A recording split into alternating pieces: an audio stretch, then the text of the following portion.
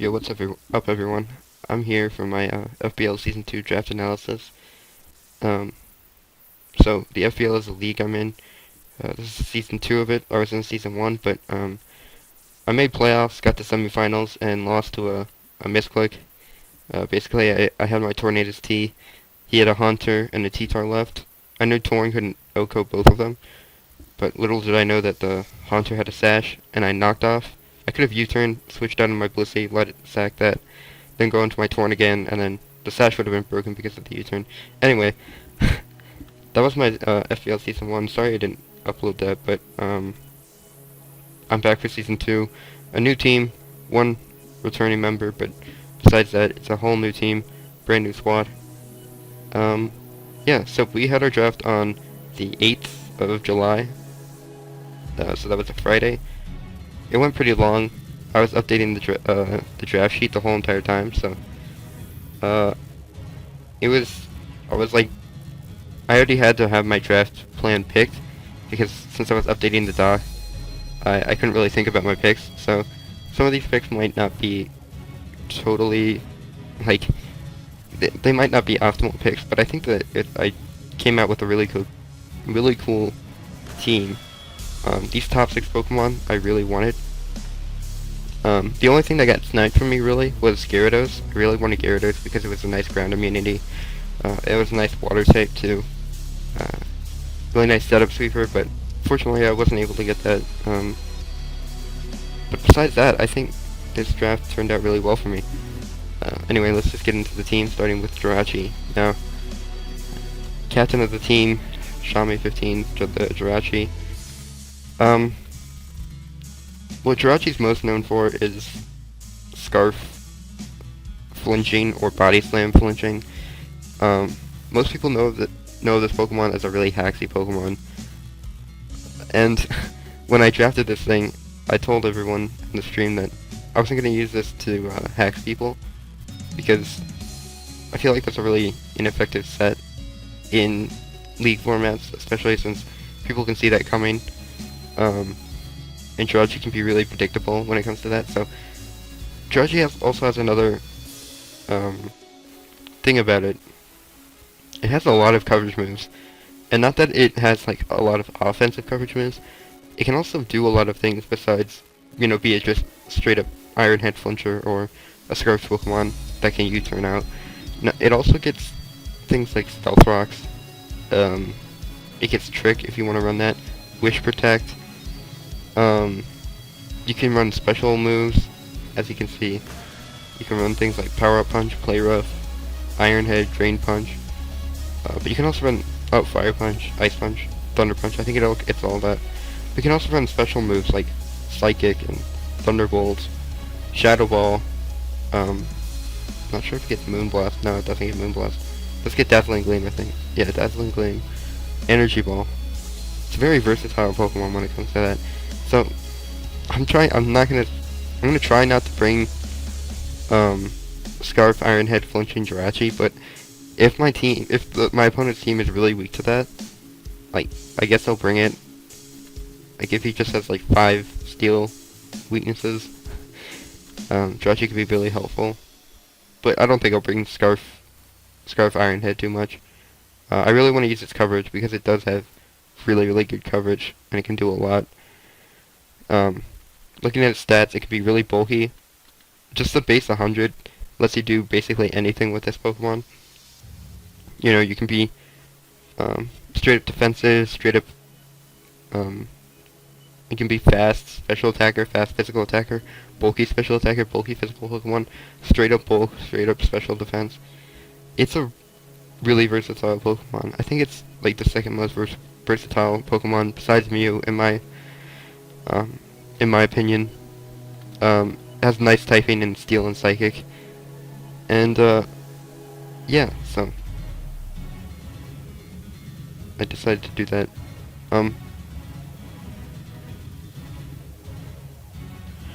The next Pokemon we have here is Mega Venusaur. Now, Mega Venusaur, as you can see, is a really bulky Pokemon. It has really nice defenses. It also has really good special attack, as you can see here. It gets access to to good moves like Giga Drain, Sludge Bomb. It can use HP Fire. Its coverage isn't too amazing, but it gets a lot of, you know, it gets a lot of status moves like Sleep Powder and Leech Seed. You can also set up with Swords Dance. It gets Earthquake as coverage, also knockoff. Again, not amazing coverage, but even with 100 attack, you can run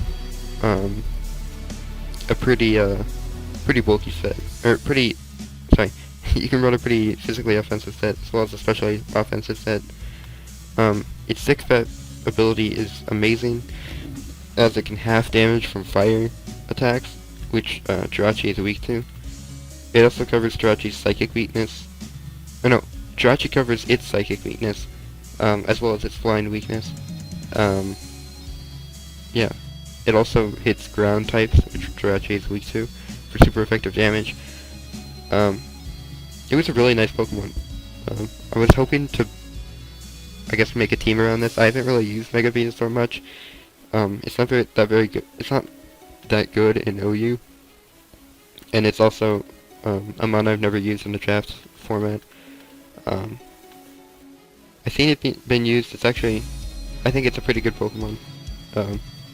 One of the bulkiest and strongest at the same time of any of the Megas. I think Mega Ampharos is bulkier and stronger, but you know, Mega Ampharos is kind of predictable. So yeah, there's Mega Venusaur. Next up we have Hydreigon, which was my third pick. This was the core I really wanted to build around. I feel like they complement their each other's typings really well, and each of them isn't real, or all of them aren't really, I guess, they don't have to be assigned to a certain role. Like Jirachi and Venusaur don't have to be physically or especially offensive. They can be bulky, they can be offensive, and that kind of goes the same with Hydreigon. Hydreigon has really good stats. As you can see, its lowest stat is 90 in Spit F and defense, making it a decently bulky Pokemon with nice recovery in Roost. As its special attack is its best stat, but it also has really nice physical attack, so it can run things like Superpower, Iron Tail, you can run Outrage, it also gets incredible coverage, with things like, yeah, as you can see, Superpower, Stone Edge, it can U-turn, it gets Toxic Thunder Wave, Tailwind, like all these moves that it gets. I think Hydreigon can be a really versatile Pokemon. Its speed tier isn't the best, 98, means to get outsped by every 100, or Pokemon that has 100 speed. But you can also run Scarf on this thing. Scarf is a very good item to use, because it lets it U-turn really fast. It can it can use its really strong stab move, being Draco Meteor. You know, you can get those things out faster because its speed isn't amazing. Talking about its typing and how it fits on the team, Jirachi and Venusaur both help with its fighting weakness. Jirachi checks it with his Psychic, and Mega Venusaur resists. Also, Hydreigon is weak to Dragon, which Jirachi checks. It's weak to Fairy, which Jirachi and Venusaur check. It's immune to Psychic, which Mega Venusaur is weak to, and Jirachi, both of its stabs, or I guess one of its stabs is resisted by Psychic, and the other one just doesn't do anything to it, so Hydreigon helps with the Psychic weakness I kinda had with Mega Venusaur. It also helps with, it resists Fire, Electric, and Water, and Grass, which are all really nice types to resist, as Fire, Water, Grass cores are really popular. It resists all of those types, so a really nice Pokemon. The next Pokemon we have is Togekiss, another Serene Grace Pokemon, with a signature flinching move being Air Slash. This Pokemon might be flinching things more more than Jirachi, just because it can't really do much besides that, but it does get a lot of coverage options, as you can just see. I'm scrolling down the list. I'm not going to list them off, but it's another wish passer. It gets boost, a lot of status moves, also a lot of attacking moves. It gets baton bass in conjunction with things like Nasty Plot. Doesn't get Calm Mind, but it can baton pass wishes. It does a lot of things that people might not expect. And yeah, looking at its stats, it's pretty good. It has pretty good bulk, pretty good speed. Again, it's one of those Pokemon that has nice stats all around. Besides its attack, you can run this really offensive or really defensive. Obviously, that attack is almost unusable, but we'll see what we can do with Togekiss. Again, it helps with that fighting weakness that we had with Hydreigon. It's a nice fairy type, nice ground immunity. It helps with Jirachi's ground weakness. Yeah, I think it's a really good Pokemon. Next Pokemon we have is Cobalion. Cobalion, as you can see, my team isn't really that fast. My fastest Pokemon is Jirachi, which isn't saying much, but I still wanted to go with bulk for my team, so I went with Cobalion, which is both really bulky, as you can see, 91 HP, 129 defense, but also really fast with 108 speed. It's another Stealth Rocker along with Jirachi, because I'm not going to use Jirachi every week for Stealth Rocks. I can use Cobalion, which gets Stealth Rocks. It has 90 in both attacks, which isn't amazing, but when it gets things like Calm Mind and Swords Dance, which really help me boost, it can also be a nice sweeper. It gets Volt Switch for Momentum, Taunt, which can be helpful. I know Hydreigon gets Taunt also. Yeah, it can be run Special or Physical. It also gives me another Steel type, if Jirachi's already doing one roll. Like, say Jirachi's being a special attacker, I could use, Cobalion as a physical attacker.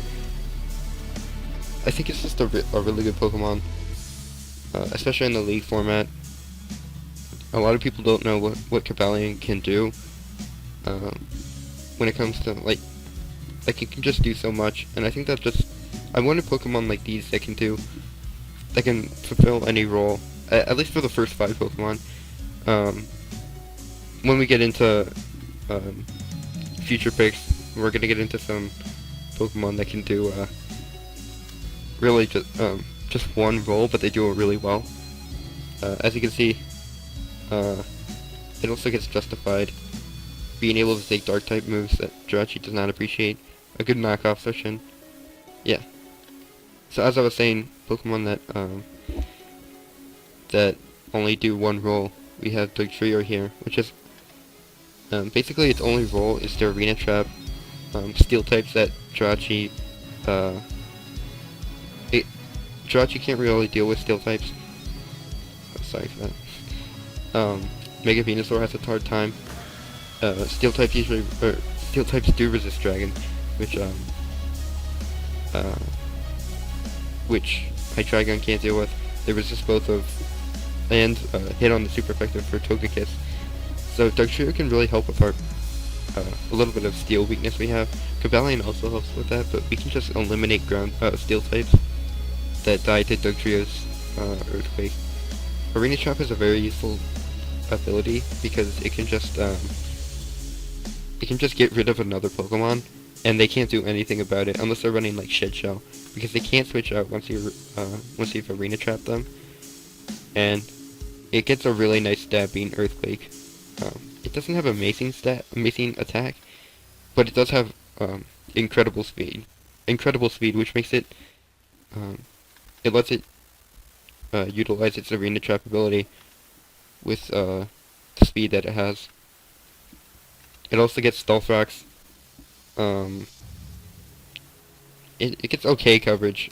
I like running Sucker Punch sometimes, just to get some chip damage off if the opponent is faster than me.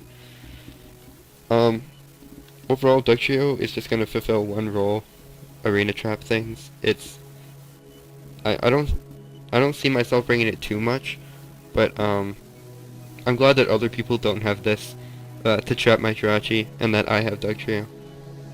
I think I don't know. I'll see what I can do with this Pokemon. So going on to my second half of the draft.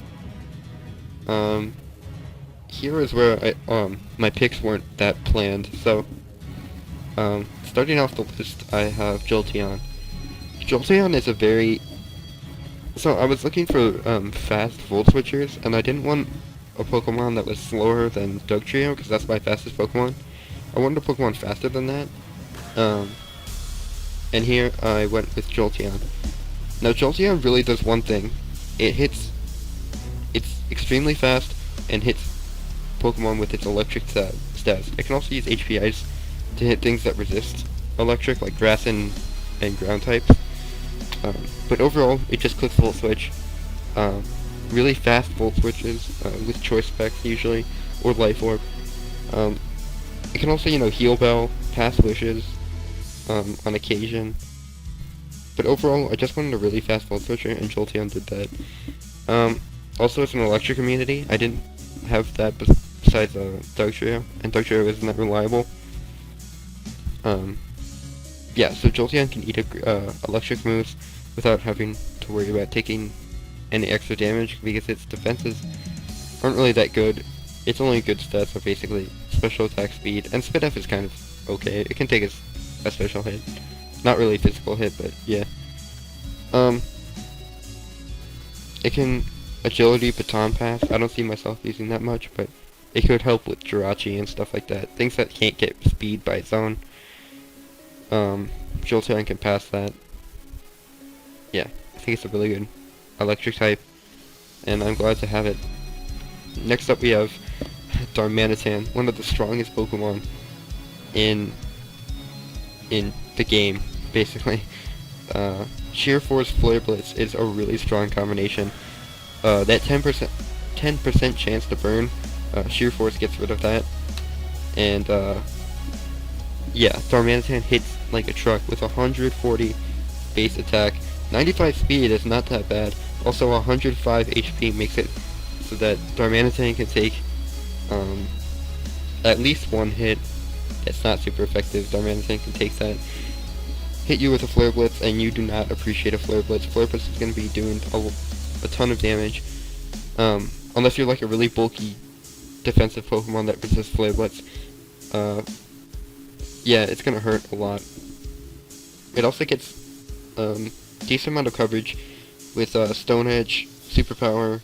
It can turn, gets Will-O-Wisp, Taunt, Belly Drum if I want to run that set with the Lackberry. It has terrible special attack and defense, but it's not really need. It doesn't really need to do that. It's a really good Scarfer too. As with Scarf, it gets the speed it needs, and it's really strong. Again, its HP kind of makes up for its bad defense, meaning that it can take at least one hit. I'm never gonna run Zen mode.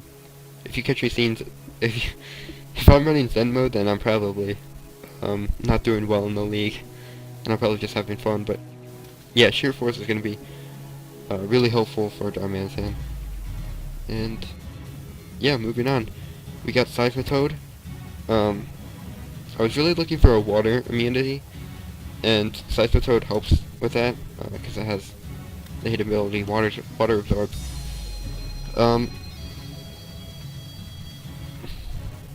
Not much to say about Scythotoad. It gets up rocks, I guess. Scald Burn is really nice. It's the only water type I have on this team. But I think it does good for what it is, or for what it does. What am I trying to say? I don't know. It's another electric immunity. Its only weakness is grass, which is easily checked by this Pokemon, this Pokemon, this Pokemon, this Pokemon, and this Pokemon. I am not grass weak at all. Also, Darmanitan helps with that. So does Tornadus and these two Pokemon. Yeah, I don't really have to worry about Seismitoad's grass weakness. It's not a huge problem. Has all around decent stats. Not much to say about Seismitoad. And it gets interesting moves like Sludge Bomb, Rock Slide, Power Up Punch, Poison Trap, Knockoff. It's another knockoff user, which is nice. It gets Grass Knot. Another ground type, which is really nice. I think I already said that, but whatever. Incredible HP, which helps it's you know, it's okay defenses, but its HP is really what makes it the bulky Pokemon that it is. It actually doesn't hit a bad speed tier. It also gets Swift Sim, so if I want to run Rain Dance, I can do that. Just to make it like a fast sleeper. Yeah. I can see myself using Seismitoad a decent amount. Moving on, we have Tornadus T. Now, I used Tornadus T in last season, and man, is this a good Pokemon.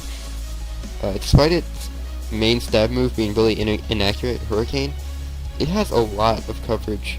Another knockoff user, this Pokemon is really good with Assault Vest. It can U-turn. It hits a nice speed tier, being outspeeding everything that's 120, like Alakazam, Dugtrio even. I really like Tornadus T and what it can do. Not much to say. I'm glad I got it back from last season.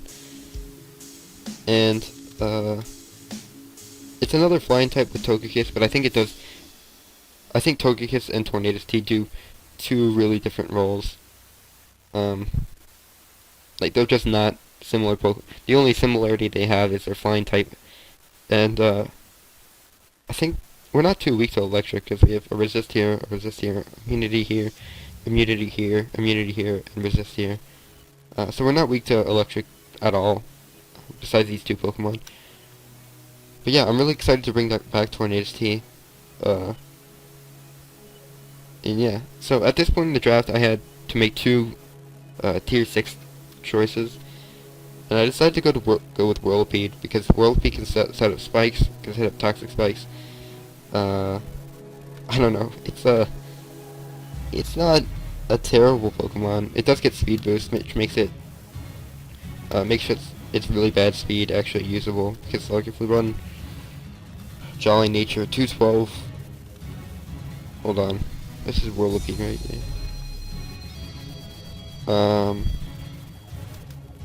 What was I gonna say? Like, I could get a speed boost up if this was running like Focus Sash. If I get two speed boosts up, I'm outspeeding a lot of things with 424 speed. Still not outspeeding Beedrill, but you know, it's whatever. I can lay out spikes, toxic spikes. I can Endeavor when I'm at low health. Like Pursuit. I'm not gonna use this too much. It was just kind of a niche Pokemon that I saw in the tier. I wanted to use it. Yeah. Whirlipede. Last Pokemon I picked is Gourgeist. I don't have much to say about Gourgeist. It's okay. It's a nice grass type. Besides, it's basically a ground resist. I didn't have many ground resist. I had ground immunities in these three Pokemon, but I wanted a ground resist for some reason. Decided to go with Gourgeist. I can look at people's items. I can burn things with Will-O-Wisp, Blow Up, Leech Seed. Yeah, I don't have much to say about Gourgeist. Anyway, that's our FBL Season 2 draft. I'll be uploading every battle. I'm not sure about team builders, but I will be uploading the battles. Maybe I'll showcase the team in the battle. In the first week, we're gonna go up against the Flying Bird. I actually already have a team built for that, so stay tuned for that, and yeah, see you guys.